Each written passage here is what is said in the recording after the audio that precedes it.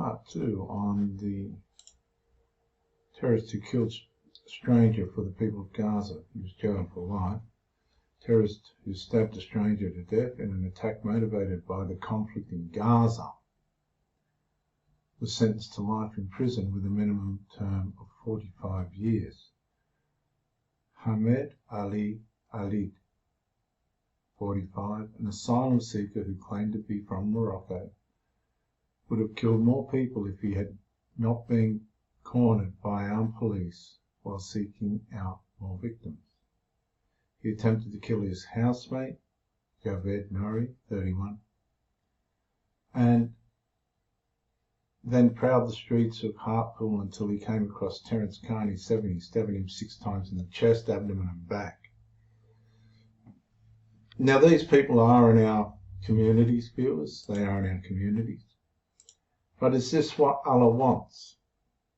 Now I would love some Muslims to give me some feedback on this. This is part 2 of this video. I do bring in Maureen Farquhar because she fights for Australians' money, my taxpayers' money, Mrs. Farquhar, to send to Palestine. She argued with Miss Penny Wong, I'll play it for you now, for money to go to Palestine through an organisation that had thousands of Hamas, hundreds or thousands of Hamas employees who were siphoning millions of dollars worth of worldwide relief support for the Gazan people into the Hamas underground. And Hamas, actually Hamas was selling the food on the black market, believe it or not. They were selling all the food on the black market. They weren't giving it to the Palestinians. And as in addition to the shielding and aiding of the state of Israel in its... Now they're saying that we shield and aid the state of Israel. Israel's our ally. Israel would go to war for Australia, as Australia went to war for Israel. Palestine won't, because Palestine can't save themselves. Let's continue. Its mission to annihilate Gaza and massacre tens of thousands of Palestinians. She's saying that we're all on board with this. No, we're on board with Israel defending itself against terrorists who have no care for their own people, who kill their own people, shoot their own people, starve their own people, ruin where they live, and take money from them. That's this mob here.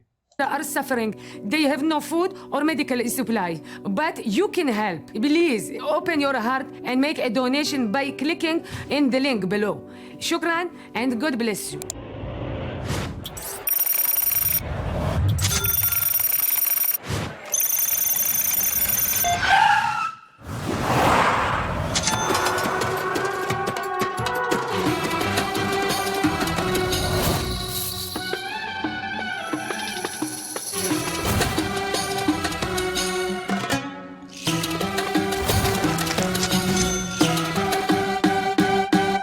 Cannot believe what we have brought on Gaza. Thank Allah that we are safe in the plaza. There's nothing left to eat like a Ramadan retreat. I don't really give a shit, cause I'm hanging in my suite. Check out, we are dealing here with monsters. The room service wouldn't bring us lobsters. Call my Khalifa to play with us on FIFA and tell her to dress up like she is a nurse in chief. Dollar bills, my people have no water, wonder how it feels. Dollar bills. No gasoline, I just want their new wheels. Donate us money, my dog needs new Armani. Gaza sky is black, but Qatar is always sunny. Knocking on the door, fuck it's demo side. Chill ya baba, I just ordered sushi avocado. Dollar bills. Mash'al is so street, he just got himself new grills. Dollar bills. Put some Netflix on, I don't want to see the kills. Donate us money, my dog needs new Armani. Gaza sky is black, but Qatar is always sunny. You just gave me money, life is pretty funny. Gaza sky is black, but Qatar is always sunny.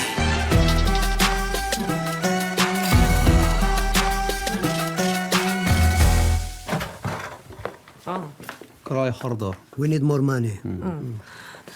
People of the world. But we ain't being told this. A lot of you people do not use your minds enough. Hamas skimmed $1 billion in UN aid for weapons and tunnels. Click on news. Hamas official begs his leaders to end war. We are exposed to death every second. For Hamas, everything is going according to plan. Dozens of Gazans killed. We want to get this.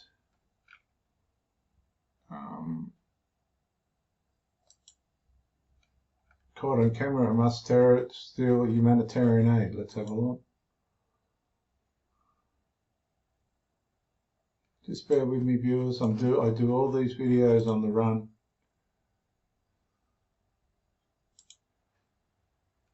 Humanitarian aid trucks entering the northern Gaza Strip. There they are. Hamas terrorists were caught stealing humanitarian aid, then beating the civilians from whom the supplies were stolen, in footage captured by the Israeli Defense Forces and released on Monday morning. The video is just the latest. Let's see if we can get this video. Bear with me. Live. Tensions continuing north, with Hezbollah claiming responsibility for attack on Lebanon toward Israel territory, allegedly hitting IDF posts. We don't want that. Showing the terrorist organization Hamas exploiting the civilian population in Gaza, whether by firing from civilian locations, as the IDF has repeatedly shown, or using humanitarian aid in various nefarious uses, such as strong weapons within UNRWA-labelled bags. Viewers, don't ask me how I found this footage, but I have. IDF reveals footage of Hamas operatives preventing Gaza residents from accessing humanitarian aid by diverting these supplies for their own use. I'll play this video now.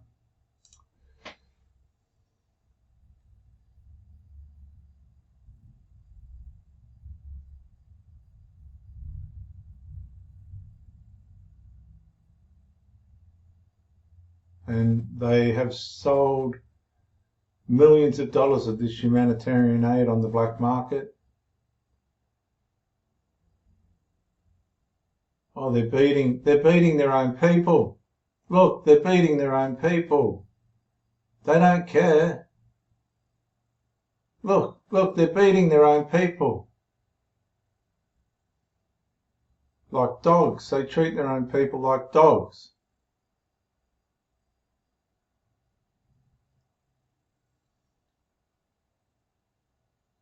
Disgraceful. And we're Hamas beating civilians and stealing food and humanitarian aid in Sajaya. Oh, it must keep playing itself. Viewers, I'm a little bit shocked. I come across X and I joined up and I typed in Marine Farquhar. And this come up. I don't do a damn thing. I won't do a damn thing for Australia until Palestine is free. Nothing else matters. I don't care about your economy, your environment, your cost of living crisis, the crime surge. I don't give a shit. Free Palestine. Marine Farquhar. Now bear with me for a minute because I'm going to follow this up to clarify. Now viewers, I've found this. And it's called Australian Greens Parody. Australia's only dedicated anti-Australian political party. Parody account. Now, it's got a picture of this. If you hate white people, hate Christians and Jews, hate democracy, hate yourself, hate our values, hate this stupid country in general, vote for the only party that represent you. And it's got a picture of Marine Farquhar holding Hate Australia, vote 1 the Greens. We are not as bad as you think. It's got this. We're the only major political party actively fighting against you and your country, so vote for us.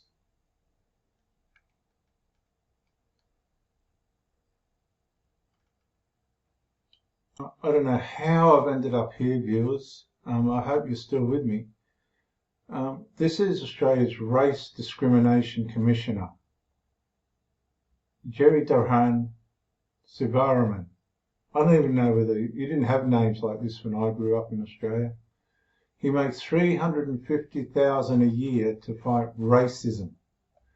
The reason that he's done absolutely nothing but collect paychecks, and the reason that racism still exists, is because his paycheck isn't big enough. It says this with this picture of Maureen Farquhar. Combating anti-Semitism, Islamophobia and all forms of racism is an important priority. But it seems like the government is making policy up on the run. Labor is trying to reinvent the wheel instead of backing the solution they already have. Funding the Race Discrimination Commissioner to urgently complete and implement the National Anti-Racism Strategy. Goodness gracious. Maureen Farquhar. I'm getting really sick of people telling me that if I don't like this country, I should leave. As much as I'd love to return to Pakistan, I'm not going to allow you white bastards to enjoy the fruits of my labour. I built Australia. Oh my goodness. Before I came here, you monkeys were living in asbestos and boiling meat. You should thank me for propelling this country forward. And if you don't like me, you go back to Europe. Oh my goodness me. I don't know if this is a joke, but happy birthday to our beloved Maureen Farquhar. It's amazing to see that Hamas have joined us in celebrating your special day, your personal religious crusade, which you're working so hard to embed into Australian government policy, is truly inspirational for those of us who hate Australia and support Islamic terrorists. Happy birthday, old girl. I don't know if that's true or what, but it seems to represent Mrs. Farquhar. Maureen Farquhar says Australian War Memorial defacing is just a building that someone put paint on. This from a senator in our Australian Parliament. She condones the behaviour of protesters and refuses to condemn Hamas. Maureen has no connection, loyalty or love of Australia. So I'm in Maureen Farquhar's thing now. I'm a woman, I'm a migrant, I'm a Muslim, I'm a mother. I'm a Maureen Farquhar, and that's her story. It's obvious that Maureen Farquhar doesn't like Labor. Now, Maureen Farquhar of the Greens, these atrocities are what Labor is trying to distract you from.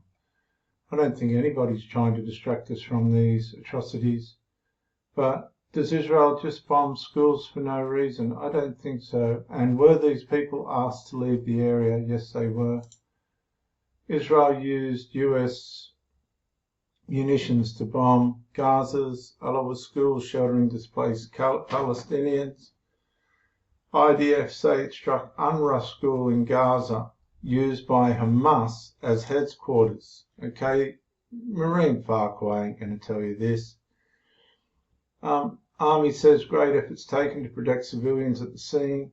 Hamas say strike killed 16, sirens in south as rockets fired.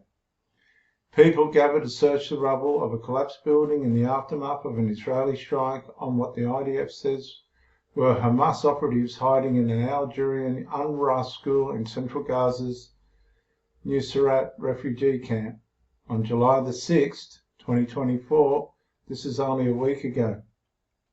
The Israeli Defense Force on Saturday confirmed carrying out an airstrike at the United Nations-run school in the central Gaza Strip, saying the facility was used by Hamas operatives as a command center. The school was sheltering many people displaced by the war before carrying out the strike against UNRWA's Al-Jarini school in the Nuseirat refugee camp. The IDF said it took many steps to mitigate harm to civilians, including using aerial surveillance and other intelligence. Hamas health authorities said 16 people were killed in the strike and some 50 were wounded. At the scene, Ayman al-Atunay said he saw children among the dead. We came here running to see the targeted area and saw bodies of children in pieces. This is a playground. There was a trampoline here. There was swing sets and vendors, he told Reuters. Now let me ask you, would you be playing in that area? Would you be there in that area? I don't think so. Hamas press office claimed most of the casualties were children and women and elderly. Of course they would. The strike came amid rocket fire from Gaza into South Israel as the military took out rocket launchers and other terrorist infrastructure across the Strip, killing several Hamas operatives in airstrikes and ground fighting. You've got to see, these people instigate the fighting. They're firing at Israel. They started it. Sirens sounded in Sodot, Ibim, and so on, southern communities near the Gaza Strip, according to the IDF. A rocket fired at Nahal Oz and 2 fired at Sodot. All struck open areas and there were no reports of injuries. The rocket attacks came after the IDF announced troops had killed a number of gunmen and destroyed several Hamas tunnels over the weekend. Gaza's Hamas-run health ministry, which does not distinguish between civilian and combat deaths, see that they just count anybody in their death toll to exaggerate it, said that at least 87 people had been killed by Israel in the past 48 hours, alleging these included aid workers and journalists. Of course they're going to say all that, and I guess in some cases it's true. Israel has also said it had a house housing displaced Palestinians in Nazareth. The IDF on Saturday confirmed striking a Hamas rocket launcher in central Gaza the day before, adjacent to a shelter for displaced Palestinians, while taking precautions to avoid hitting civilians, which they do. The armed wings of Hamas and Palestine Islamic Jihad said their operatives had fired anti-tank rockets and mortar bombs at Israel forces in several locations. The conflict raged amid cautious optimism that Israel and Hamas were approaching a truce. The terror group said on Saturday that it had dropped the demand, long rejected by Jerusalem, that Israel commit to a permanent ceasefire before the two parties commence a deal mediated. They've already had all the ceasefires and deals. But these people won't relent. That would see a pause in fighting and release the hostages held in Gaza. At the same time, Hamas indicated it was seeking guarantees from mediators that the war would not be renewed. Well, don't start the war. Negotiations have failed to secure a truce release of captives since a long, week-long ceasefire in November that saw 105 hostages free in return for 140 Palestine criminals. But you can see it was this place that they bombed, that Marine Parkway is talking about, was a Hamas command center. And here you have Ms. Farquhar saying, of course, Israel has long tried to dismantle and undermine UNRWA. UNRWA was primarily overtaken by Hamas, who were siphoning all the humanitarian aid into Gaza for their own use, and they sold on the black market millions of dollars worth of food and other supplies. In January, Australia and other countries shamefully, she says shamefully, suspended funding to UNRWA based on unsubstantiated allegations. Just last week, Israel sent a proposal to dismantle UNRWA to the United Nations because UNRWA is financing Hamas through the world's money. Now, if we do our homework, CNN, Israel releases names and details of alleged involvement of Hamas in UNRWA. Israel released more details on Friday about the 12 employees on the UN's agency for Palestine refugees, UNRWA, who it has accused of participating in Hamas activities. Netanyahu tells UN envoys UNRWA is totally infiltrated by Hamas. UN gives update on 19 staff accused by Israel on October 7th involvement. UNRWA in Gaza fought Hamas infiltration, not hard enough. Reports say Israel didn't provide evidence of UNRWA staff terrorists. Israel hasn't offered evidence tying many UN workers to Hamas. The AUN agency is accused of links to Hamas. The clues, let's just have a quick look at this. This is the Wall Street Journal. The clues were there all along. For years, international relief workers and Israel military have reported weapons caches occasionally found in schools operated by United Nations Relief and Works Agency, that's UNRWA. The agency, the organisation that for decades has provided schooling, healthcare and other assistance to Palestinian refugees. And the story goes on. So Miss Farquhar ain't going to tell you that. Australian World Central KitchenAid worker killed in Israel airstrike in central Gaza. No good. Ms. Farquhar says with Ramadan starting, UNRWA's funding must be urgently restored and increased. Penny Wong doubled it. Seems to me that she's a Palestinian politician in Australia, fighting for Palestine with Australian taxpayers' money. She's blaming Australia as ignoring the atrocities being committed by Israel. They're not atrocities. Israel's doing everything they can under the rules of law to protect Palestinians, but Hamas used the Palestinians as human shields. Viewers, are we paying these people, the Greens? Do they use our money for their wages? I will not be silenced. The Greens will not be silenced. Millions across the world demanding justice for Palestine will not be silenced. Ceasefire, ceasefire, ceasefire now. What's that got to do with Australia? Labour has shown itself to be heartless, gutless, cowards. It hasn't. It definitely hasn't sat on the fence. Who is this lady? Are watching the massacre of thousands of Palestinians by Israel. No. Hamas is fighting a war against Israel. And they're Palestinians. Hamas are Palestinians, Miss Marine. Why are you bringing this into Australian Parliament? And you are not condemning Israel. You refuse to call for an... We are not going to condemn Israel. Israel is an ally, and if we were getting bombed by Hamas, I would appreciate it if they helped us. Immediate ceasefire. Well, we are not going to sit here and watch you pat yourselves on the back for doing nothing. Weasel words are not going to stop war crimes. But it's not our problem. She needs to be speaking to Hamas like this. Today, we bring the people's protest into Parliament. Free, free Palestine. Is she a fanatic? How did I end up here, viewers?